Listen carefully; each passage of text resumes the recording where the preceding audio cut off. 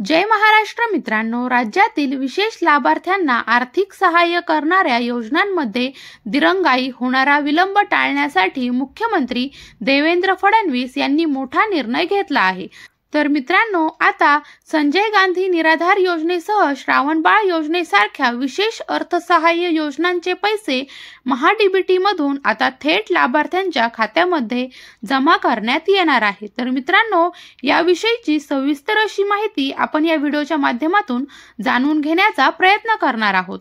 त्यामुळे व्हिडिओ नक्की शेवटपर्यंत पहा आणि आपल्या चॅनलवर पहिल्यांदाच आला असाल तर चॅनलला सबस्क्राइब करून घ्या, जेणेकरून अशाच प्रकारचे नवनवीन व्हिडिओ तुम्हाला या ठिकाणी भेटत राहतील।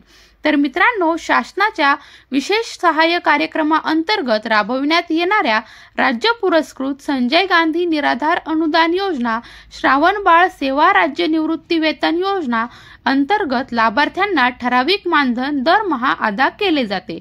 हे मानधन लाभार्थ्यांना तहसील स्तरावरून बँकेत पाठवून संबंधितांच्या खात्यामध्ये वर्ग करण्याची प्रक्रिया केली जाते। मात्र आता शासनामार्फत सदर अर्थसहाय्याचे वितरण हे डीबीटी पोर्टलच्या माध्यमातून निराधारांच्या थेट खात्यामध्ये वर्ग केले जाणार आहे। संजय गांधी निराधार व श्रावणबाळ योजनेच्या लाभार्थ्यांसाठी यापूर्वी तहसीलच्या संजय गांधी योजना विभागामार्फत संबंधित बँकेत सर्व लाभार्थ्यांची यादी पाठवून त्यानुसार निधी दिला जात होता। त्यानंतर तो निधी बँकेकडून संबंधित लाभार्थ्यांच्या खात्यामध्ये वर्ग केला जात होता। या प्रक्रियेस विलंब होत होता, त्यामुळे वयोवृद्ध लाभार्थ्यांना अनुदानासाठी बँकेमध्ये खेटे घालावे लागत होते। मात्र आता डीबीटी पोर्टल निराधारांचे अनुदान थेट बँक खात्यामध्ये मिळणार असल्याने निराधारांची हेळसांड थांबून बँक कर्मचाऱ्यांची कसरत थांबणार आहे। त्यासाठी या दोन्ही योजनांचा लाभ घेत असलेल्या पात्र निराधारांकडून आधार कार्ड आणि मोबाईल क्रमांक संकलित करण्याची प्रक्रिया जालना जिल्ह्यातील सर्व 8 तालुक्यांमधील संजय गांधी योजना विभागाकडून सुरू करण्यात आलेली आहे।